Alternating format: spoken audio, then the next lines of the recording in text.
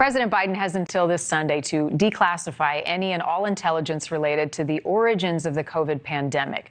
There was a bill signed into law earlier this year called the COVID-19 Origin Act of 2023.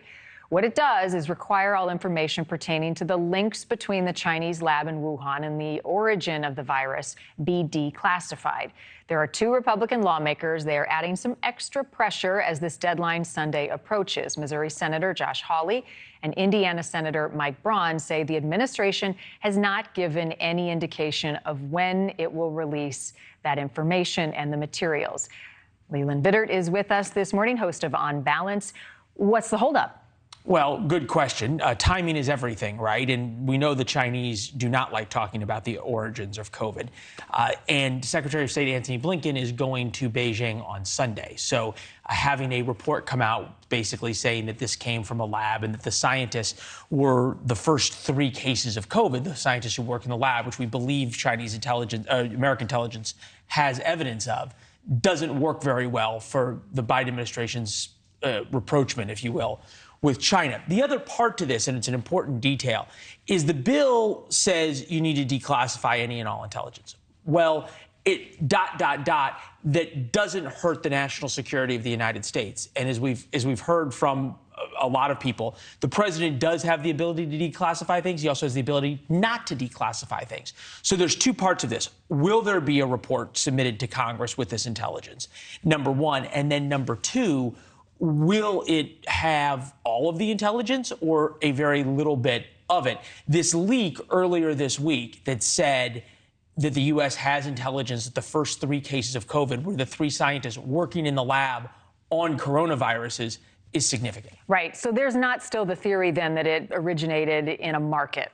Well, the Chinese would love us to all believe that theory forever, because if the evidence comes out to show what everyone sort of believes, which is this came from a lab, not maybe intentionally, but poor virus handling, all this gain of function research to make these viruses more deadly was going on, and then it leaked, 1 million Americans died, $41 trillion of cost to the American economy. You're going to have huge demands on the Chinese, not only from the United States, but other countries around the world to make this right for their sloppiness, and then they're covering it up and lying about it in those first few months. And isn't there also the chance that we just might never know definitively? Well, again, what does it take to prove that this happened?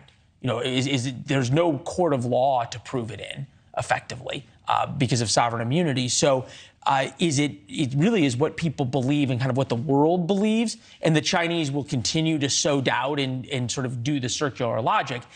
The idea that there is intelligence, that the first 3 cases of COVID were scientists in this lab, and we are at least led to believe by the reporting that the intelligence that the United States has is pretty conclusive about this, and they had it in real time when these scientists got sick, either from intercepts or from human intelligence.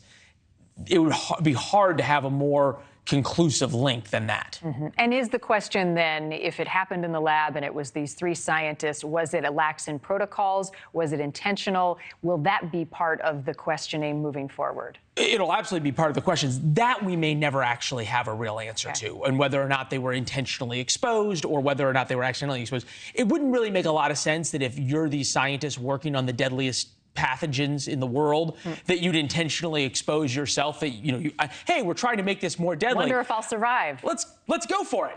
The Chinese typically experiment on other people, not on their own scientists. So the theory would be they were trying to make it more deadly. Right. They got exposed to it. Then they exposed their family and their friends. And then as it started to spread, well, where do all those people go effectively to grocery shop and congregate? The wet market, which is a mile or 2 from the lab and in this neighborhood. And that's where you started seeing the explosion of the cases. It goes against reason that anyone would do that on purpose. But it does further complicate it, given U.S. and China relations are as tense as they've maybe ever been right now. Yeah. So calls for transparency could be a wash. Well, the Chinese are never transparent. We know that. We know they're lying because their lips are moving. What's interesting is the decision by the Biden administration to, shall we say, be more acquiescent to the Chinese. We know the Chinese called Secretary Blinken and said, you can come, but it's your job to make things better, not ours. Basically, we'll hear you out. Feel free to visit.